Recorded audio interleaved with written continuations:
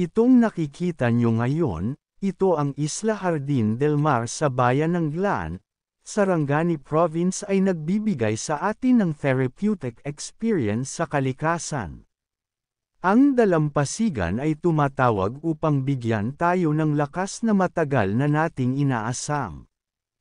Ang Isla Jardín del Mar Resort ay talagang nagpapakita ng parang hardin habang naglalakad ka sa paligid. Maliban sa mapang-akit na beachfront area nito na kumikinang sa puting buhangin at asul na tubig, meron ding napakalapad na swimming pool.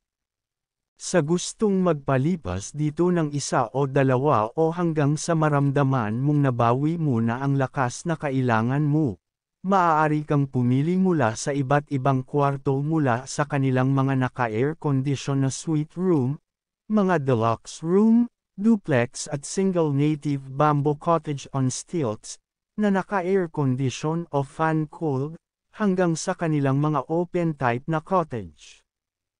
Hindi ka mahihirapang magpasya dahil ang bawat uri ng kwarto ay idinisenyo upang magkasya sa iyo at sa mga partikular na kagustuhan sa kwarto ng iyong nais.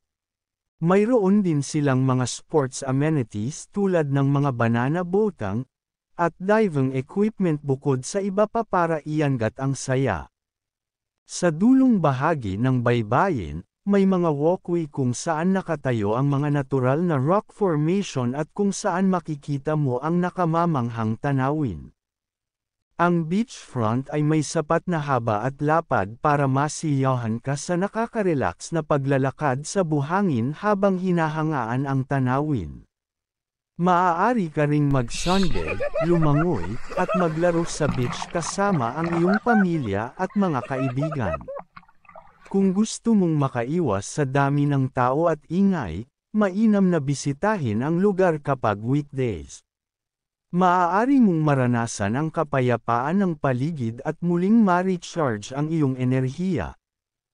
Sa dulong bahagi ng baybayin, may mga walkway kung saan nakatayo ang mga natural na rock formation at kung saan makikita mo ang nakamamanghang tanawin. Ang beachfront ay may sapat na haba at lapad para masiyahan ka sa nakaka-relax na paglalakad sa buhangin habang hinahangaan ang tanawin. Maaari ka ring mag-sunbathe, lumangoy, at maglaro sa beach kasama ang iyong pamilya at mga kaibigan. Kung gusto mong makaiwas sa dami ng tao at ingay, mainam na bisitahin ang lugar kapag weekdays.